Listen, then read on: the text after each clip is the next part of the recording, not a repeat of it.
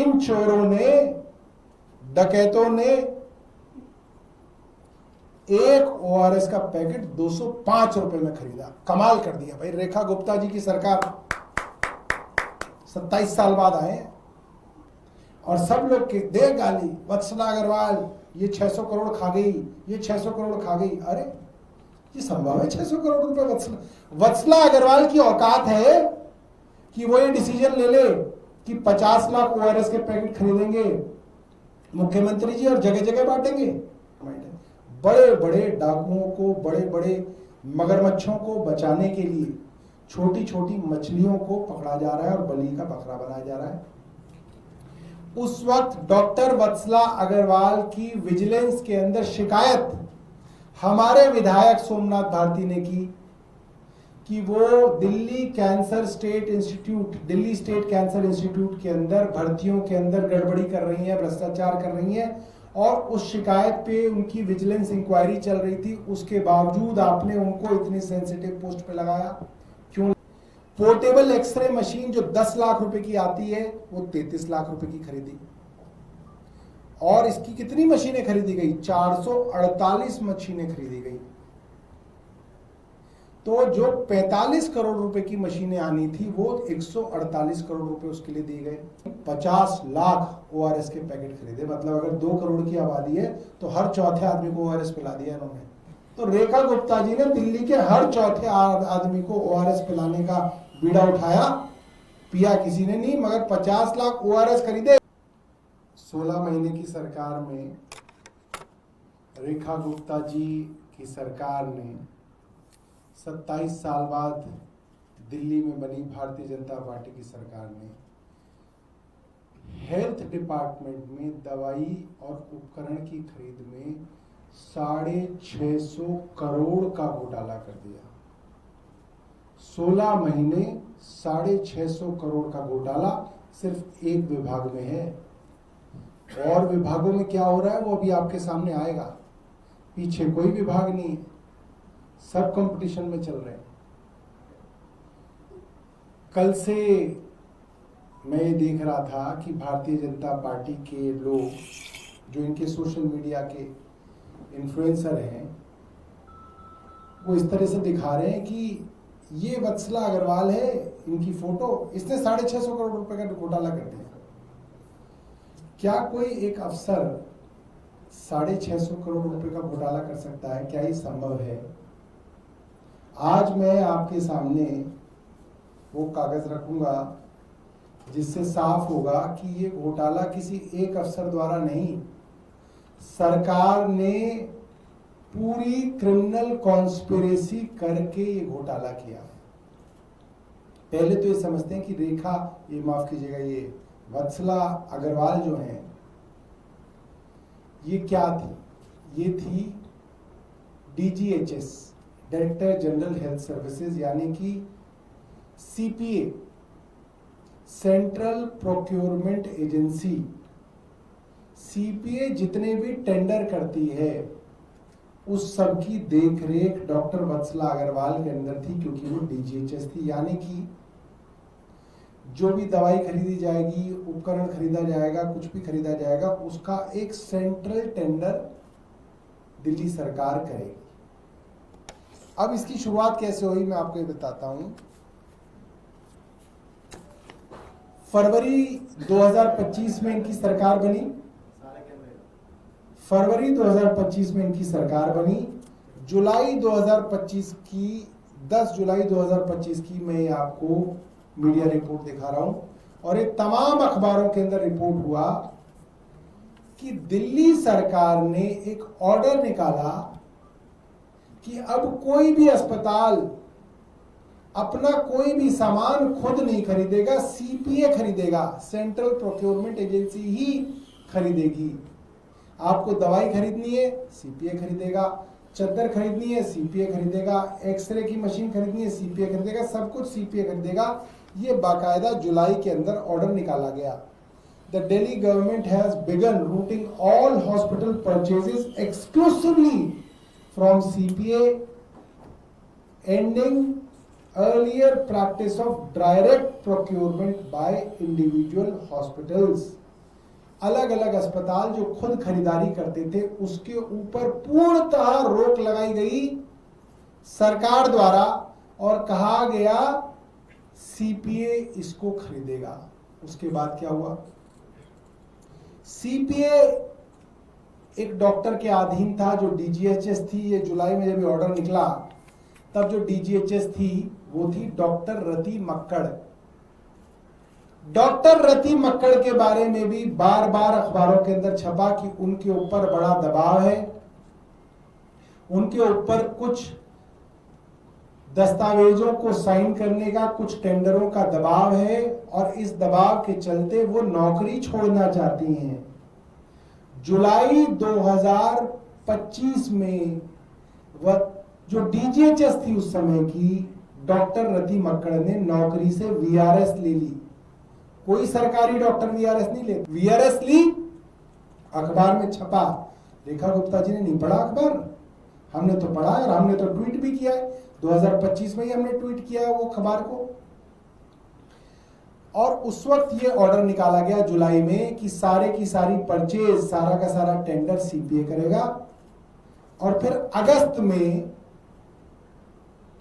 रेखा गुप्ता जी की सरकार डॉक्टर वत्सला अग्रवाल को डीजीएचएस बनाती है। अब डॉक्टर वत्सला अग्रवाल कहां से आ गई?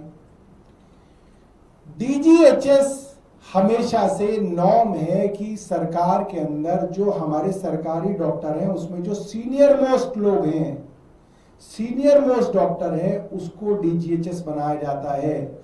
मगर यहाँ पे डॉक्टर वत्सला अग्रवाल को मुख्यमंत्री और उपराज्यपाल ने डीजीएचएस क्यों बनाया? जबकि उनसे सीनियर 10 से ज्यादा और डॉक्टर थे। उन सबको बाईपास करके डॉक्टर वत्सला अग्रवाल के ऊपर हाथ रखा गया और उनको डीजीएचएस बनाया गया। क्यों बनाया? हमारा सवाल है रेखा गुप्ता जी से, एलजी साहब से। उस वक्त डॉक्टर वत्सला अग्रवाल की विजिलेंस के अंदर शिकायत हमारे विधायक सोमनाथ भारती ने की कि वो दिल्ली स्टेट कैंसर इंस्टीट्यूट के अंदर भर्तियों के अंदर गड़बड़ी कर रही हैं, भ्रष्टाचार कर रही हैं। और उस शिकायत पे उनकी विजिलेंस इंक्वायरी चल रही थी। उसके बावजूद आपने उनको इतनी सेंसिटिव पोस्ट पे लगाया। क्यों लगाया? रेखा गुप्ता जी चुप कैसे हैं? एलजी साहब क्यों नहीं बता रहे हैं कि क्यों इन्होंने वत्सला अग्रवाल को चुना इस सेंसिटिव पोस्ट में, जबकि वो एलिजिबल नहीं थी, सीनियर मोस्ट नहीं थी, उनके ऊपर विजिलेंस की इंक्वायरी थी। अब आ जाते हैं इस लूट पे। तो सरकार ने ये माहौल बनाया, सरकार ने ये अपने ऑर्डर निकाल के माहौल बनाया कि सारी की सारी परचेज अस्पताल खुद ना कर सके, सीपीए करेगी। और सीपीए के ऊपर एक तथाकथित भ्रष्ट अफसर को लगाया, सीनियर मोस्ट नहीं थी तब भी लगाया और उनसे आपने काम कराया। अब इन अफसर ने आकर इतने टेंडर करे जिसके अंदर लूट के बारे में जो आजकल छप रहा है वो मैं आपको बता दूं, जो एफआईआर में है। पोर्टेबल एक्सरे मशीन जो 10 लाख रुपए की आती है वो 33 लाख रुपए की खरीदी।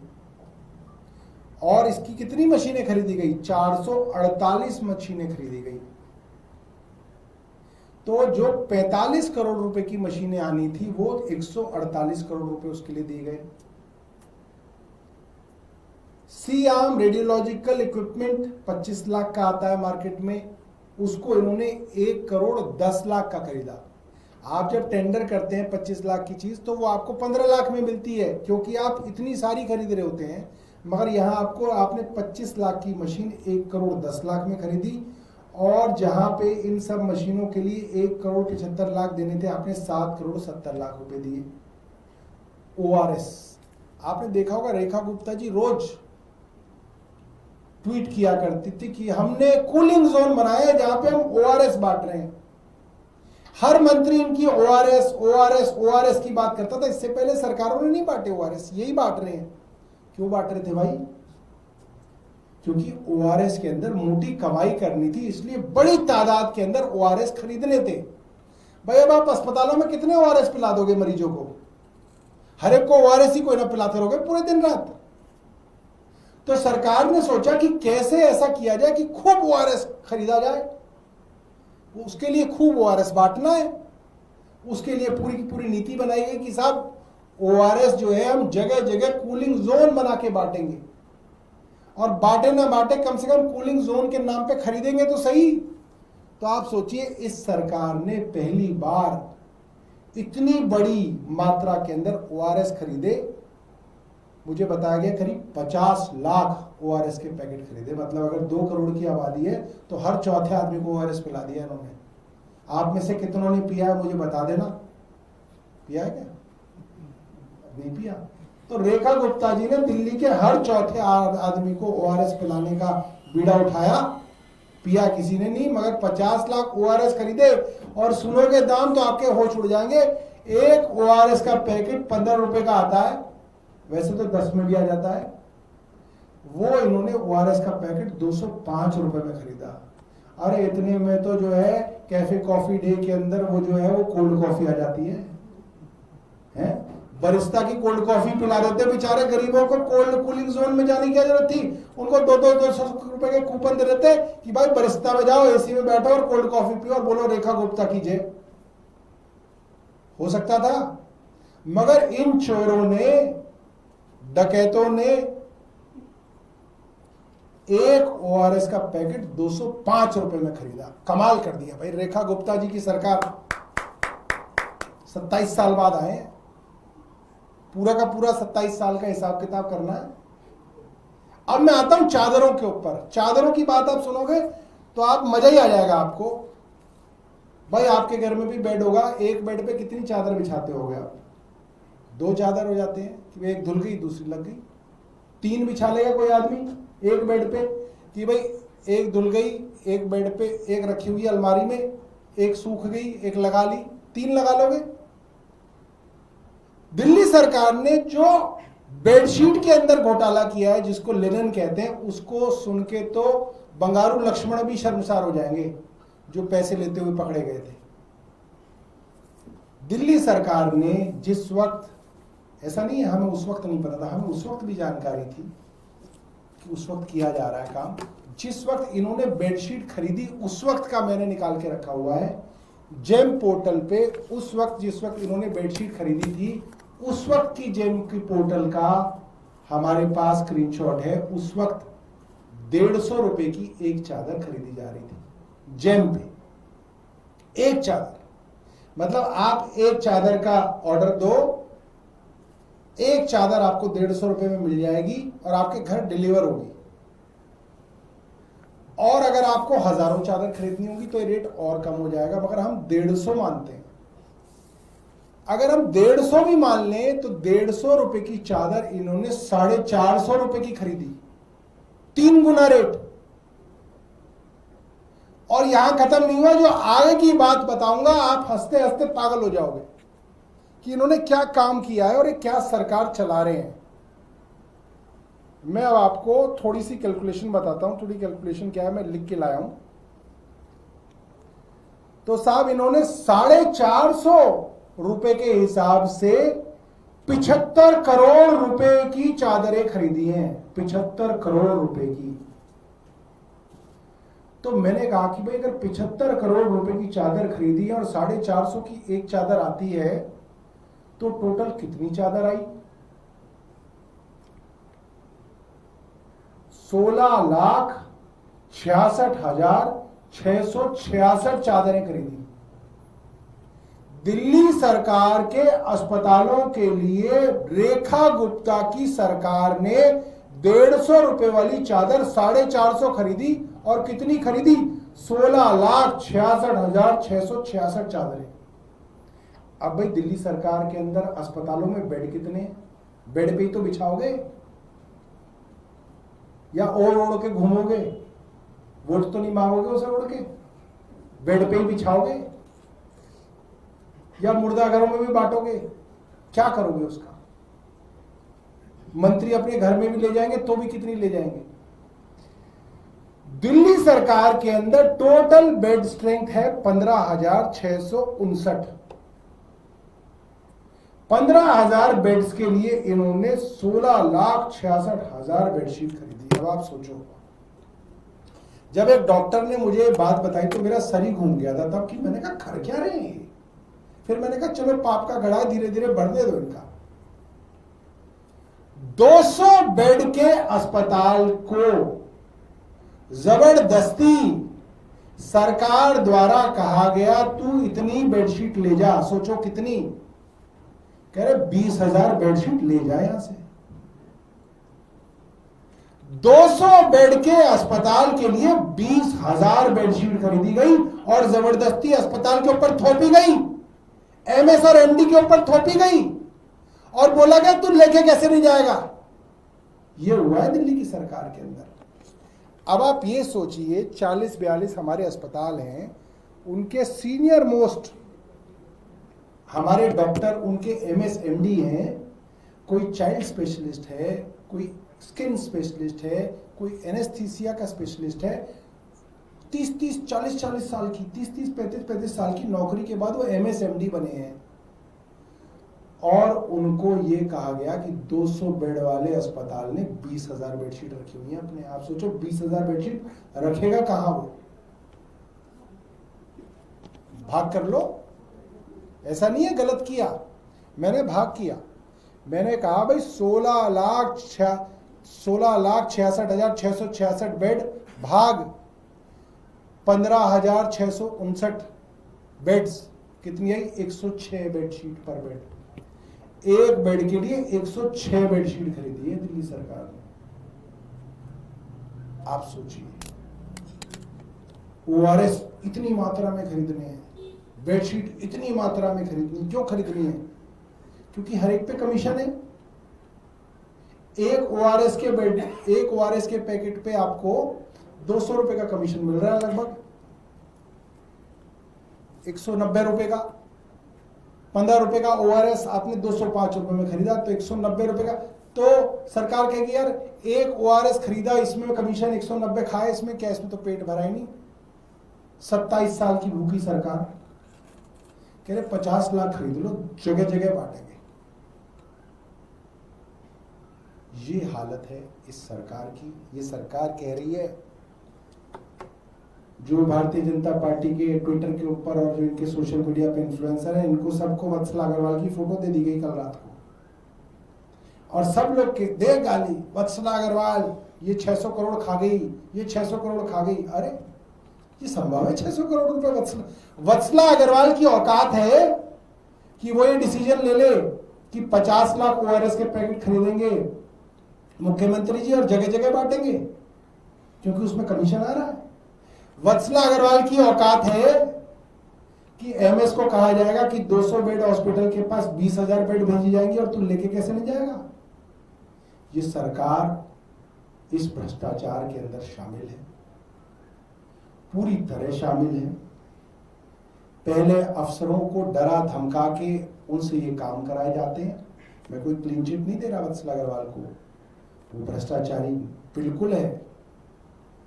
क्योंकि मेरे समय में खुद मैंने वत्सला अग्रवाल की कंप्लेंट की हुई है, मैंने की हुई है, अखबारों में छपी हुई है कंप्लेंट्स कि ये दिल्ली स्टेट कैंसर इंस्टीट्यूट की जब ये हेड थी तो वहां का बुरा हाल कर रखा था, मैंने कंप्लेंट की।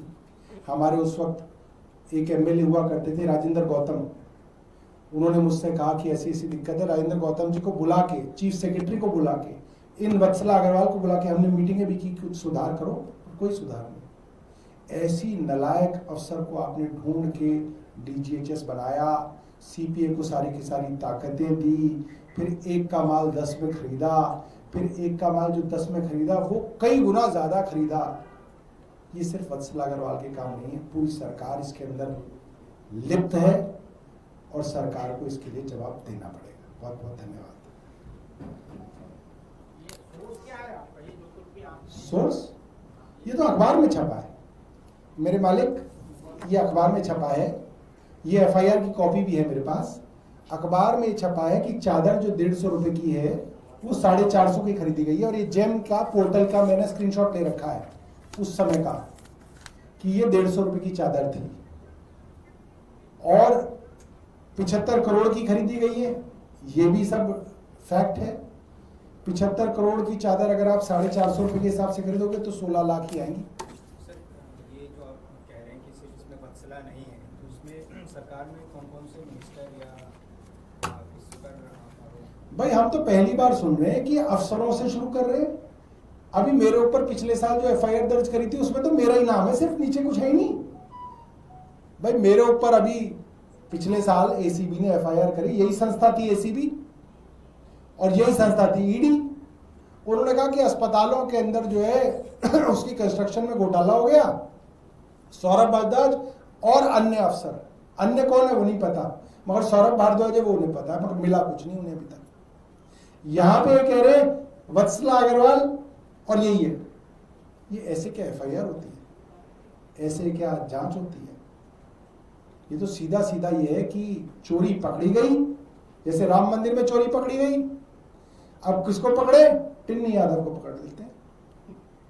टिन्नी यादव है, टिन्नी यादव को खुद ही नहीं पता कि वो इतना बड़ा मास्टरमाइंड है। बड़े बड़े डाकुओं को, बड़े बड़े मगरमच्छों को बचाने के लिए छोटी छोटी मछलियों को पकड़ा जा रहा है और बलि का बकरा बनाया जा रहा है।